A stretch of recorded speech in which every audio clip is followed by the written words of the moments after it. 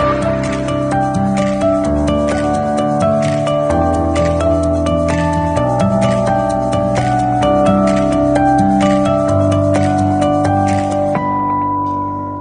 everybody. Welcome to Amazing You. I am your host. My name is Dr. Rani Thanacoody. I am a certified clinical hypnotherapist using rapid transformational therapy. I am a Mars Venus life and relationship coach, breathwork coach, tarot reader, astrologer, chakra practitioner, and life force compassion practitioner. And today, I have the great pleasure to introduce you to a very talented lady that I got to meet recently. She's from Pakistan and her name is Gulsana Mansha. Gulsana is an educationalist, motivational speaker, trainer of teachers, environmentalist, and a yogi. So Gulsana is from the Beacon House school system in Lahore in Pakistan. And her aim is to empower the youth of Pakistan and educate them to become responsible citizens so that they can make constructive contributions to improve their lives and build Pakistan in the true sense. Welcome, Gulsana, to Amazing You. Good evening, Rani. Thank you so very much for such a nice introduction. And yes, it is so good to see you. And thank you so very much for having me on your show. We had been communicating for a few days. Yes. And finally, after a long wait, I think this is the beauty of the meeting that we are together today. Thank you so very much for having me. You are most welcome. I was really looking forward to talking to you. When I saw you the first time, I say, this is a lady I need to know more about. She seems so interesting. I listen and I say, you need to be on my podcast and my YouTube channel. So thank you for your time. I know you are very busy for all the things you've been telling me that you do. So exciting for you. Let us dive in, if you are ready, into the first question. Yes, I am. Okay, so please tell us more about your background and the journey that led you, Gulsana, to become an educationalist, motivational speaker, and environmentalist. Well, Rani, the story began of this educationist named Gulsana Mansha when she was 18.6. Right. And it was right after my graduation when I was done with my examination. And here in Pakistan in those days, the systems were a bit shabby. And we had to wait for a year, around 11 to 12 months, to get seek admissions into the universities to do our MSs. So I never wanted to sit free because from a very young age, I had that knack for working, knack for, exploring and learning. So I was a learner and I wanted to learn more about life, about society and how societies grow, how humans grow. So this, this search of mine, this eagerness of mine, this curiosity of mine, basically led me into a school. And I never wanted to be an educationist because, but now I realize that I was an educationist from a very young age because my mother had brought us up. And before my mother, I think I was very lucky that my early school years were from St. Mary's Convent, Malta. And I got my bringing up in the hands of nuns, the Roman nuns. Right. Yes, I can relate to that, Gulsana, because I went to a Catholic school run by the nuns, by the Irish nuns. And they make you the educationists from right a very young age. Yeah. They train you they train your character, they train your daily routines, and they make you live a complete life even without your parents. So you're a complete human being, even when the parents are not around. And I was hostilized. So, uh, but at the age of 19, I got into a school, and more than that, I think I got into the hands of a very, very competent mentor, Miss Majbi Yusuf.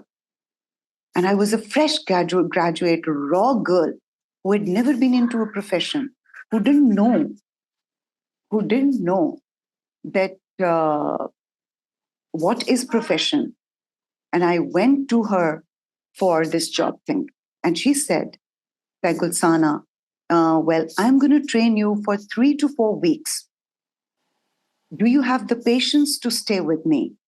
And after that training, if I'll see that, yes, you've really picked me good, then I'm going to keep you and I'm going to confirm you for this job. And I was like, learning? Well, I'm on for it. And I said, immediately, I said yes to her. And Rani, it's from there that she groomed me like from a little larva to a beautiful butterfly, from that ugly duckling to the beautiful swan who could fly on her own elegantly and beautifully. And she taught me how to sit. She taught me how to stand with the correct posture. She taught me how to speak. She taught me the hand gestures. She taught me the handwritings, you know, alphabets and digits and Urdu alphabets. And I was like, oh my God, she corrected my handwriting. Look, at the age of 19, as if I was a nursery student, and many, many more things. And teaching strategies, the way she taught me how you have to become a child with a child. You have to bring your mind to the level of the child. And then I was in the classes and we used to sing and the training went on. And after a month, she said, yes, Gulsana, it's a yes to you. Are you ready? And that's when I took off professionally for the very first time. And 1 year I worked with her, and it was a marvelous experience.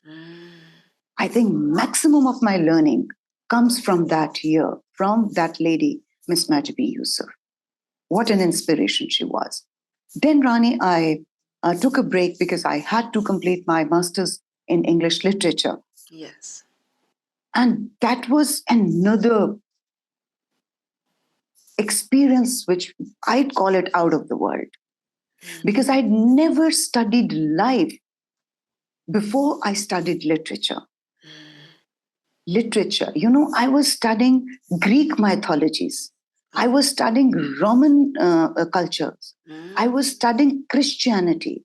I was studying all kinds of, cultures and literatures and this British culture and the authors from Britain, from US, the Oxford people. So I explored the entire world when I was doing my master's in English literature. And I think it's there when I thought that I have to be an educationist. I have to deal with the education of people. I have to educate people because I was learning not books, I was learning life. I had learned life. And then after my master's, I got married. Okay.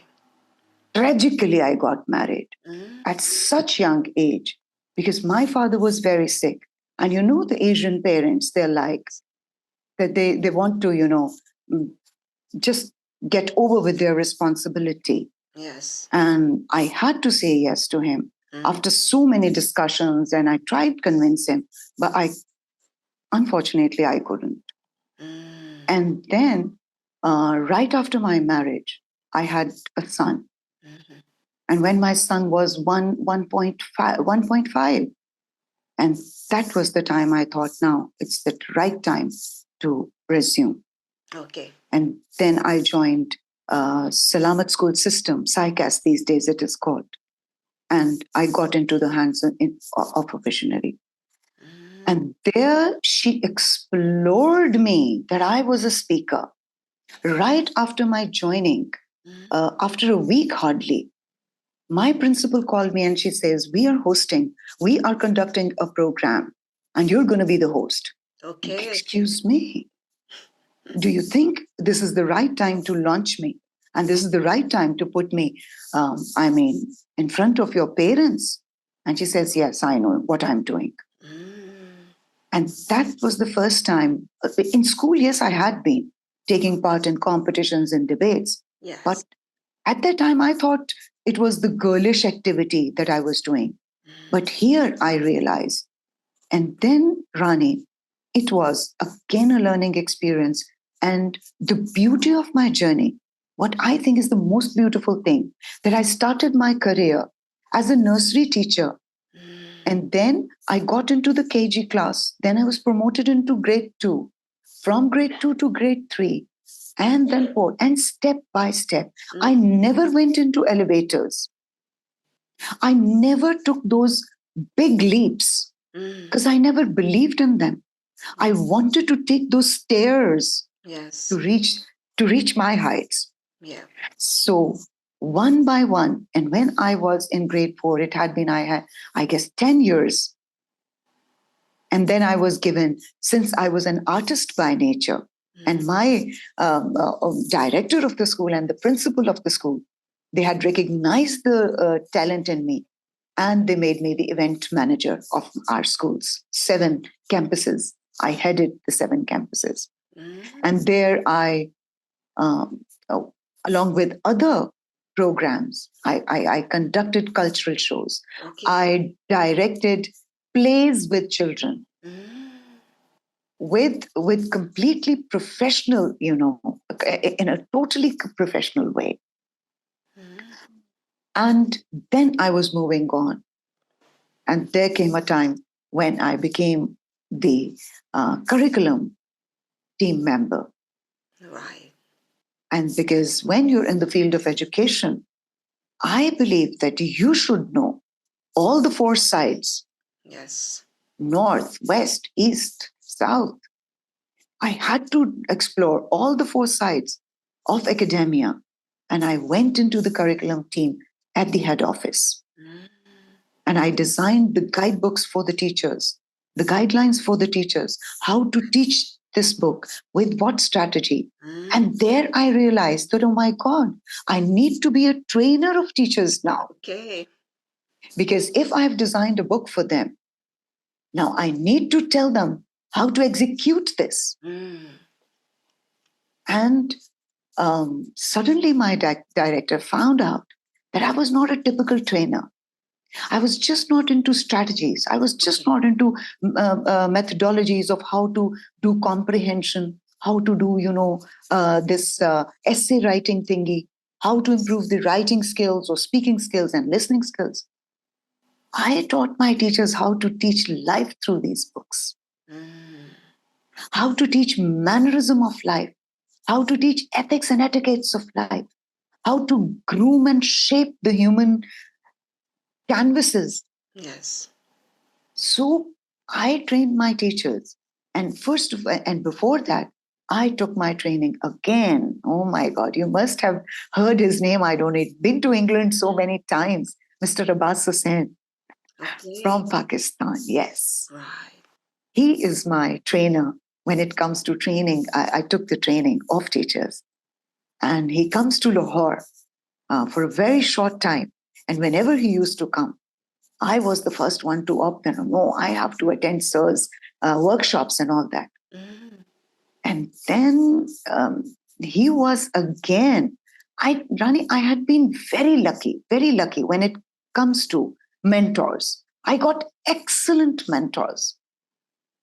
Yeah. And after getting the training to train teachers, I requested my principal, the director, that from the head office, I would now like to be in the field.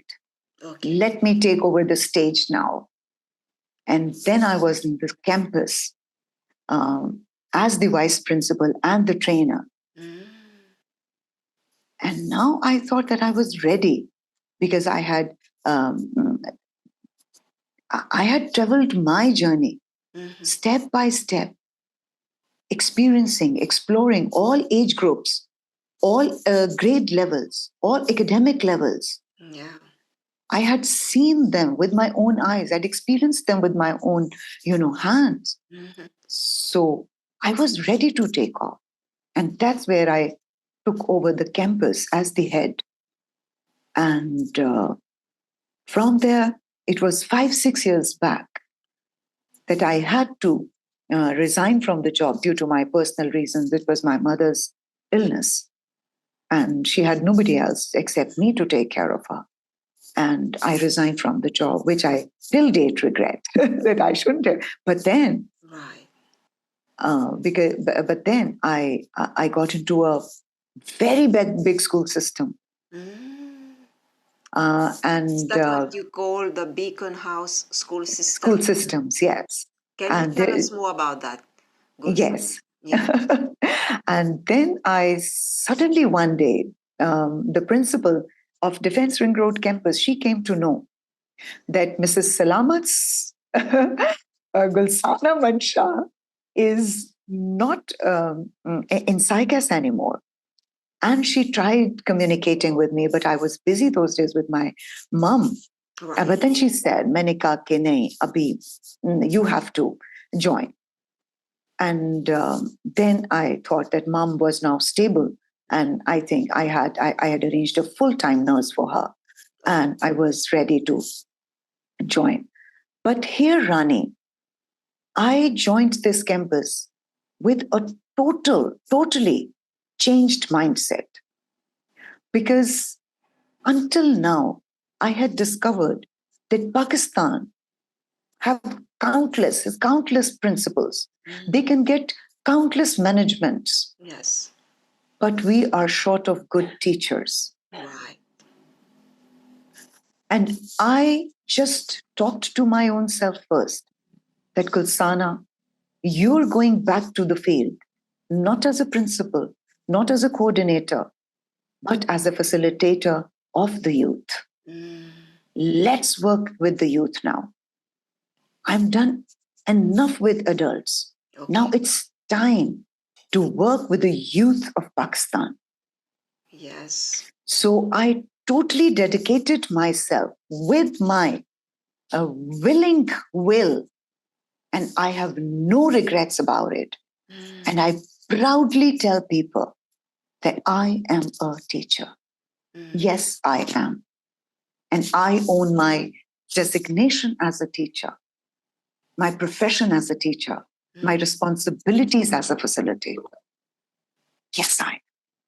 And it's been now 5 years. Okay. I'm with the pre-O levels and O-level students.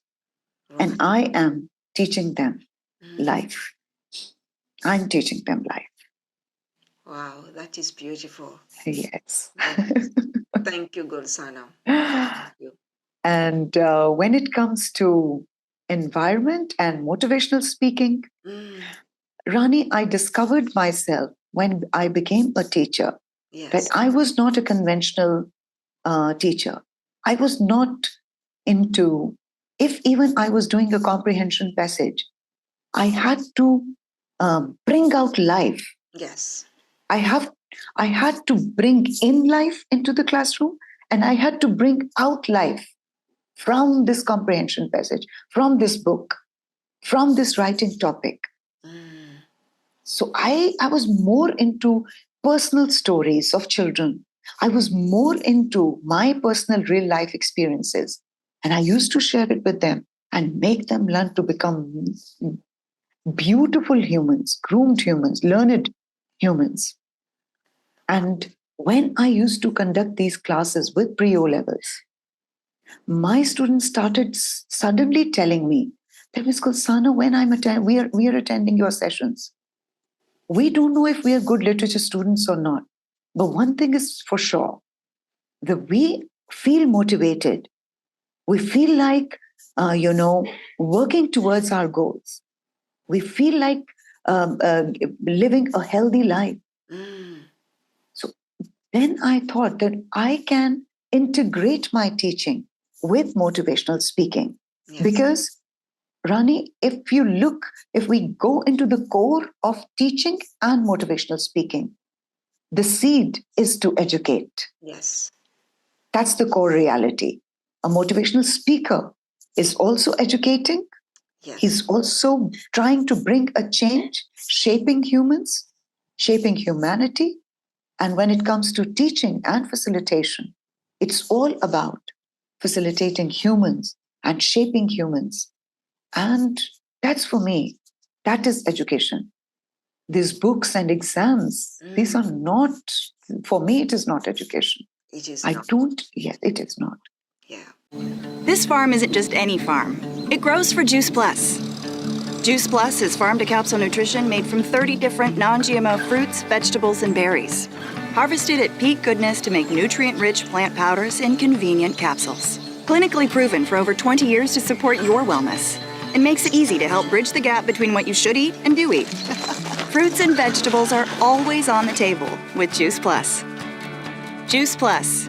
Goodness is our natural state. Yes.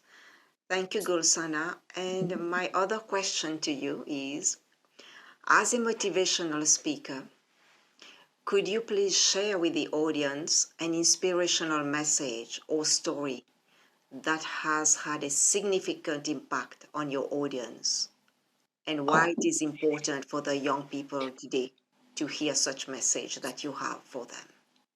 Okay. Rani, when I look at the youth, when I look at um, girls and boys Yes. aging 12 onwards, 12, 13, 14, and then to their teens, and from their teens to, then more on.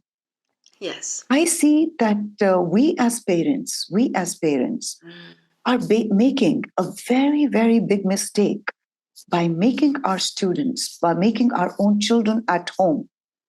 The first institute is a child's home. Yes. And the first facilitator is the mom and dad. Yeah. It's nobody else. And the mistake we are making from a very young age, we make our children dependent on us. And what are we doing? We are making their beds. We are setting the tables for them. We are ironing their clothes. We are doing each and every chore, thinking that I'll be considered a very good mom if I'm doing this. Yes. But I think moms need to change this ideology to a 360-degree angle where I'm going to turn everything upside down. Right in the beginning of my talk, I told you that I feel very lucky that I got my brought up from the Roman nuns. Because at the age of 4, I knew how to fold my clothes. I knew how to take a bath. Right. I knew how to organize my wardrobe. I was not allowed to get out of my bed, get out of my room in the hostel without making my bed. And if I, as a 4-year child, and then in that hostel, I still remember, they taught us how to do the dishes. And after our lunch and dinners, each and every child, no matter what age you were doing your own dishes yourself. You were making your own beds yourself. And we were taught each and everything. And here in Asia, what I feel is that moms, when they start the training, Yes. they do it on very wrong lines. And this is very incorrect. And I think I also did the same with my children. Right. I think it's not But only in the yes, Asian world. I think it's everywhere, West, East. I've seen parents doing so much for their children. Yes. yes, Not allowing the children to take responsibility for their lives a bit. Yeah. yes. Yeah. And the story that I would like to tell you is my own story. Yes. And I proudly relate that story many places.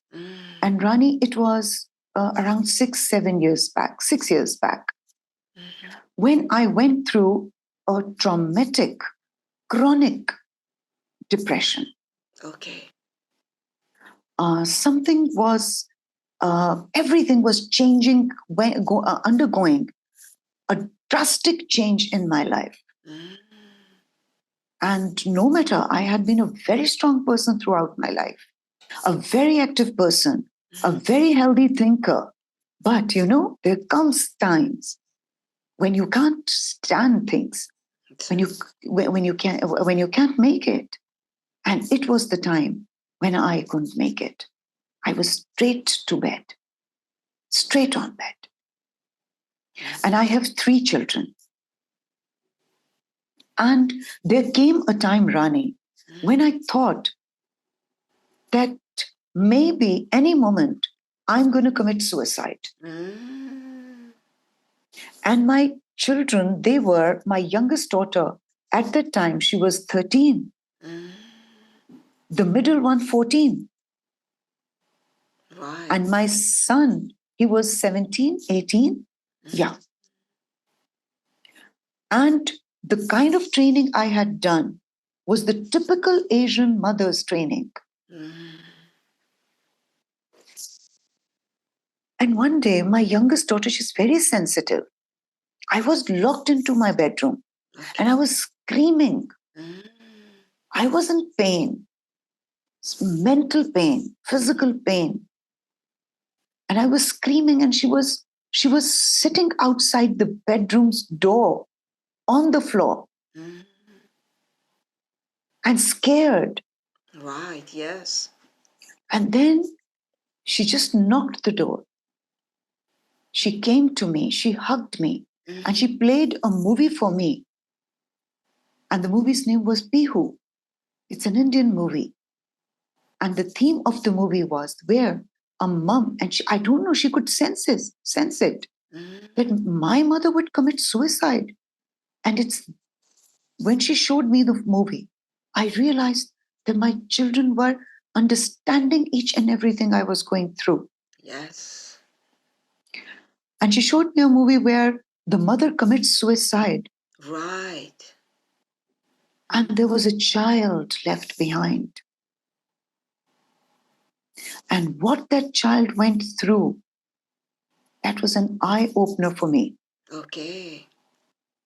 And there was this dialogue when that little child, to the dead body of the mom, the little girl doesn't even know that the mom is dead. And she says, Mom, what will Pihu do without you? And she was all messed up with poop because the mother had been dead for the last 24 hours. Right. She was trying to get hold of her feeder. She was hungry. And then, Rani, one day,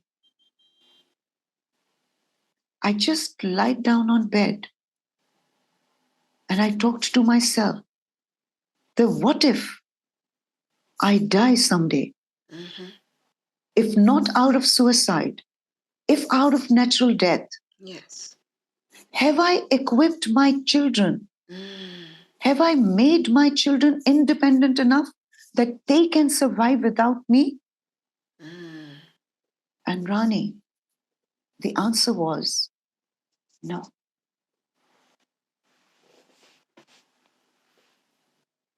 Rani, that day, I just pulled myself together. Okay.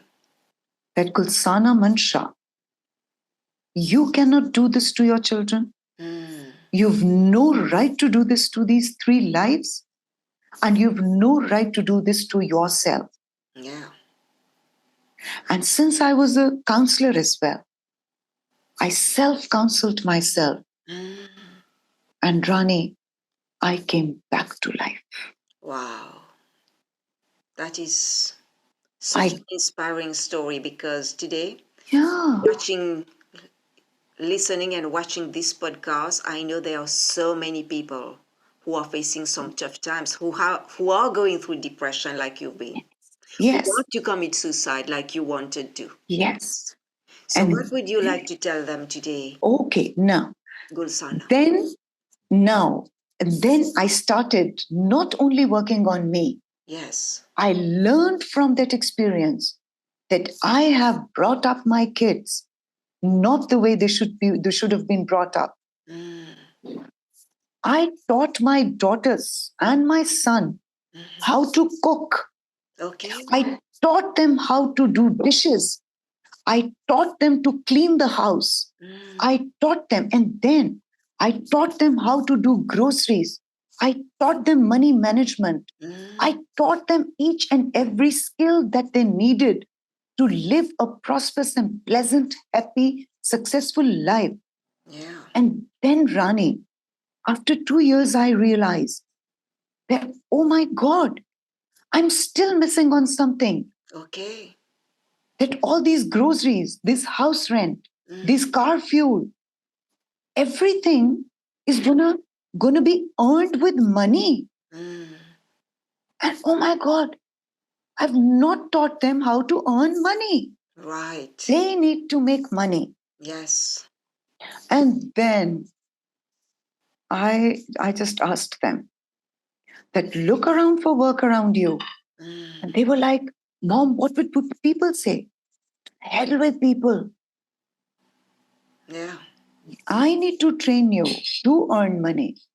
And my youngest was working, my middle one was working, my son, my eldest one was working. And every one of us, and I was just telling them, guiding them, creating opportunities for them. Yes. Where I could create opportunities for them. And Rani, hardly 4 weeks back, my son comes very late from his work. And when he came back from his work, I was in my bedroom. And I don't know. I was deep in sleep. Okay. Very deep in sleep. And when my son knocked my bedroom, I didn't respond. He just peeked inside. And I don't know, that day, I was just covering myself with a white comforter. Right. All white on me. Okay. And I was lying straight.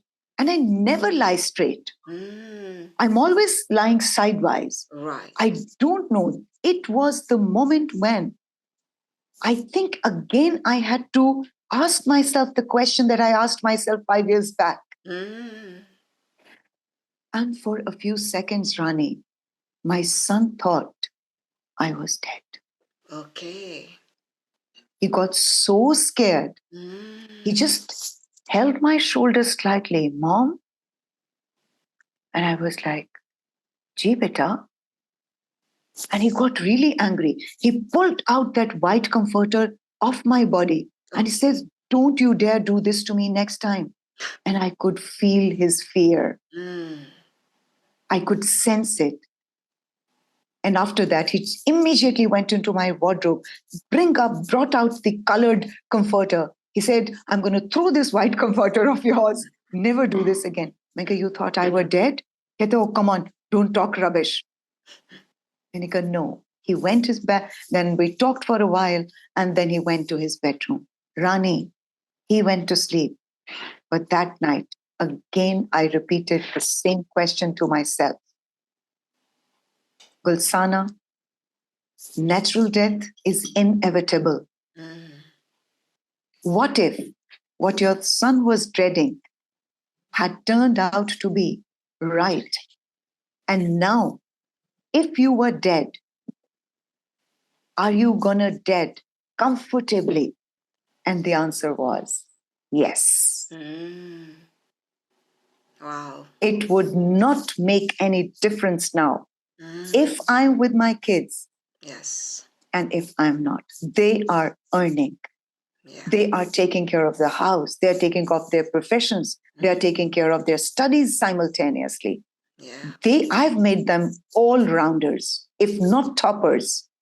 They are all rounders. So the message to my listeners, Yes. to the parents, please, dependency is slavery for me. And to the youth, don't feel ashamed cleaning your own house. Don't feel ashamed doing your own dishes. Take ownership of your own things around you Yes. and become, if not toppers, if not successors, be the contributors and become all rounders, become multitaskers. Yes. That is a great message, Gulsana. Thank you so much, because everybody needs to hear that. I need to hear that. And everybody who is listening and watching, we need to take ownership, because this is Yes. our life and we are the one. We are the captain of our ship. So we need to take responsibility and not rely on others and depend on others. We can depend a bit on others, but we have to know when to take the responsibility of our life. We need each other, but we have to take responsibility to do the things that we want to do in our life. Thank you, Gulsana. And before my last question to you, what would you tell us, what book or books impacted you the most and why? Rani, it's a Pakistani author. Okay. Shakespeare, basically, Shakespeare overall. Right. When I was a literature student, Shakespeare and Shakespeare's Macbeth. Okay. Yeah. But after that, the game changer was a book named Pire Kamil, Umaira Ahmed, one of Pakistani's author. Okay. And it was the very first time I had gone through Urdu literature. But this book taught me something very different. And from that educationist, I think after that, I became a humanitarian. Right. I learned humanity. And then I read a few more books. Meri Zaat Zarrae Benishan. Then Hum Kahan Ke Sache The. Many books. And all the themes, basically, this book took me to the discovery of two very important creatures in this universe. Okay. One, the creator of this universe. And I went on my journey to discover him. Right. And then I went on, I just took a leap towards the pathway where I could read humans. And it was since that day I stopped reading books and I started believing in human libraries. Yes. So from the books, I shifted my focus to humans and I started reading humans as books. That book basically taught me humanity. Yeah. And I discovered that I've not done anything till yet. I think I was 28 at that time, 28, 29 years of age. And after reading that book, I just wanted to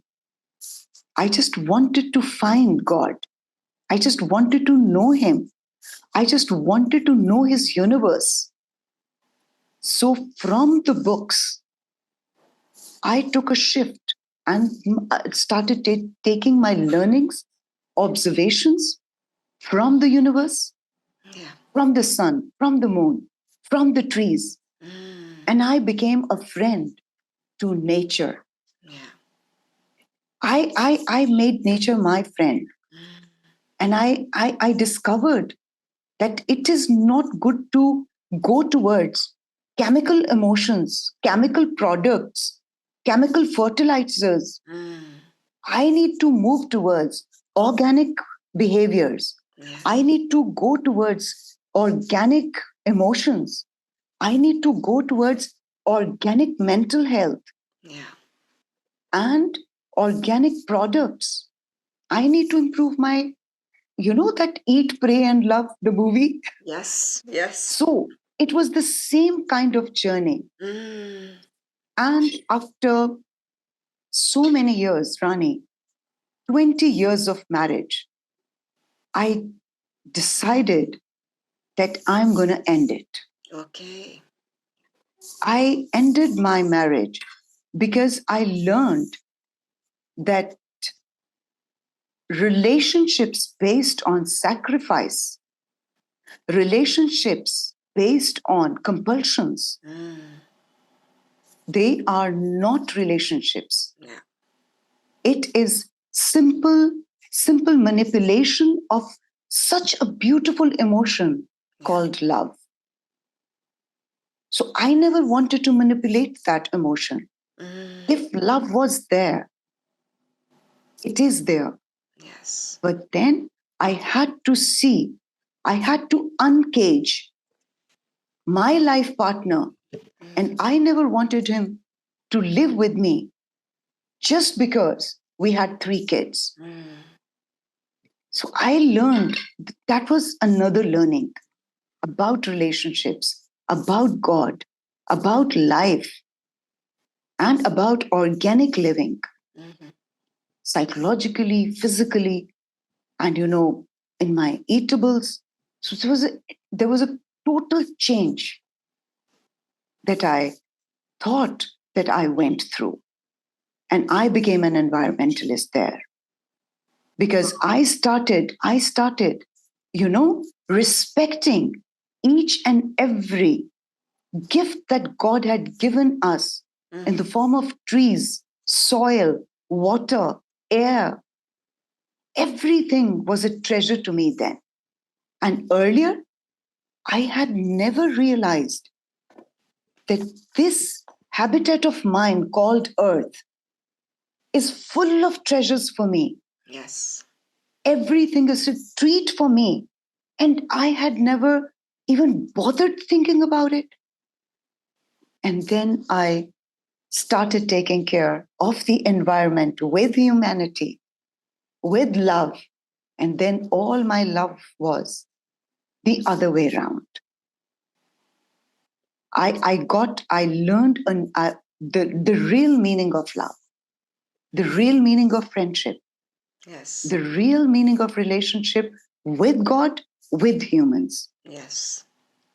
So, yes, that book was Life changing. lifesaver, I'd call it. It was a lifesaver. Wow. Because if I had been living the same way, I wouldn't have been, if I analyze myself as a human, I think I have earned humanity, Yeah. if nothing else. If nothing else. Yes. So, yes. Wow. That is beautiful. Thank you for sharing your story, your experiences, Gulsana. And one last question, how can people reach out to you, Gulsana, if they want to know more about, because we haven't had time to talk about the cosmetic products that you do, and how can people reach out to you about your beautiful paintings that you do? So how can people contact you if they want to know more about you and to speak to you? Actually, Rani, I've shared my FB page, Yes. Instagram page with you, and my email address with you. So they can mail me, and if they want to have live sessions the way you had, yes, I am. I would be just a call away. We'll schedule it, and if they want to talk to me, we can maybe have these talks on Zoom or Skype or StreamYard, however they feel like. But yes, Messenger and FB, and then Instagram messaging. That's the best thing I think they can do. So, That is wonderful. So your link will appear below so people can reach out to you. And thank you. And I would say big thank you, Gulsana, for taking your time today to share your beautiful journey. And I hope this is going to inspire the parents and the students and everybody who is listening, watching. And I would say Thank you to the audience for watching, listening, subscribing, and sharing. And a big thank you to Gulsana. I wish you the very best. A lot of success moving ahead in your new life and doing all the things that you want to do. Thank you, Gulsana. Thank you. Thank you, Rani. Same to you. And stay blessed. Thank It was wonderful, wonderful talking to you, meeting you. And I think you're one human out of a few who are going to stay with me, inshallah. Oh, thank you so much. You are as well. You have made a huge impact in coming to the podcast and in listening to you. I am really grateful and thankful to you. Thank you, Gulsana. Thank you. And Good night. lots of blessings to you and to the audience. Bye. Bye.